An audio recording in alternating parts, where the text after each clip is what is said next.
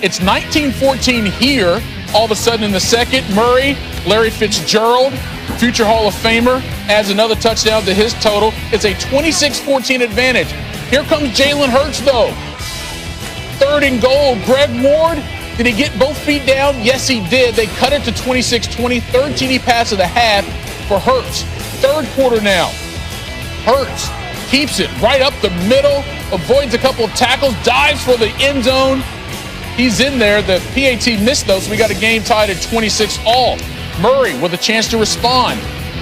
And check out DeAndre Hopkins. Come on, D-Hop. How did he make this catch? Because he's one of the best of all time, that's how. And that gave the Cardinals a 33-26 lead. We got 2 minutes to go. 3rd and 21 for Philly. Hurts looking over the middle. Dallas Goedert in the end zone. Thought it was a touchdown live, but you see the ball hit the ground, incomplete. Now it's 4th and 21. Another one towards the end zone. But good defense there by the Cardinals. So the Eagles end up getting the ball back, though. 56 seconds to go. It's 4th and 8. Hurts gets the first down. They'll still have a chance. Clock, tick, tick, tick, tick, tick, tick. Less than 10 to go. He's got to throw it in the end zone. It gets batted out, but the game's not over. Look at the clock. There's still 2 seconds to go. So Hurts would have another chance for the end zone, and it falls to the turf. Cardinals hang on to win it. 33-26 is your final as they get the win. Chase Edmonds with Ed Werder after the game. Well, first and foremost, I want to shout out the entire training staff. I feel like we got the best training staff in the entire league. I know from word of mouth it ain't always like that. Those guys did a great job of just really keeping me with honest expectations where my body was, where I needed to be. So shout out to those guys leading with Tom Reed. And then, Coach Cliff, they told me the type of game plan I should expect, what to expect, and we went out and we just did well and executed. I'm glad to come out with the win.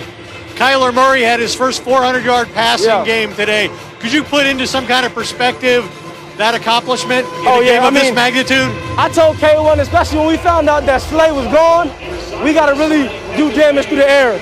And obviously he's a young, promising player, and he's so humble, man, but he's really special. And he's just really hard on himself to be the best player on the field week in and week out. And I'm proud of my guy. He got it done for us today. This is a day, an important win for you guys at home in the playoff chase. The Rams lost to the Jets today. The 49ers lost to the Cowboys. How confident is this team becoming about its playoff future?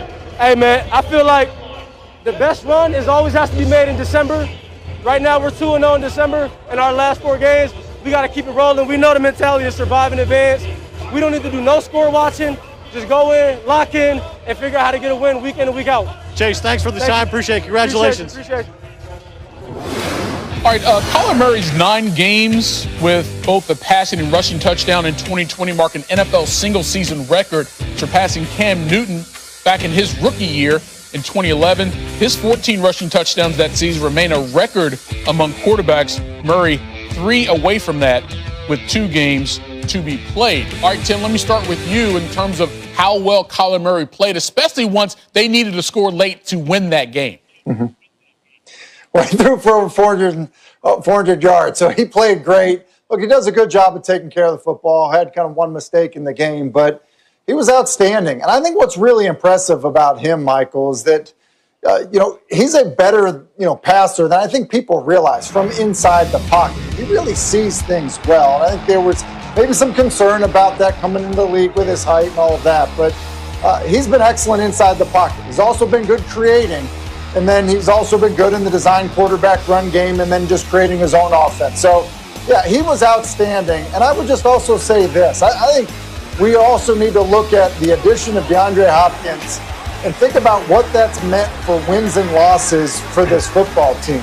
Yes, Kyler Murray is a young, bright star, but I think you can, at a minimum, say, look, there's 2 games that they win because they have DeAndre Hopkins that they probably don't win otherwise. That's the difference between being a playoff team or not being a playoff team. And so, I think you have to look at a couple of factors between, making the decision to draft Kyler Murray and kind of go that direction with him and Cliff Kingsbury, and then the addition of DeAndre Hopkins and what that's meant to that football team.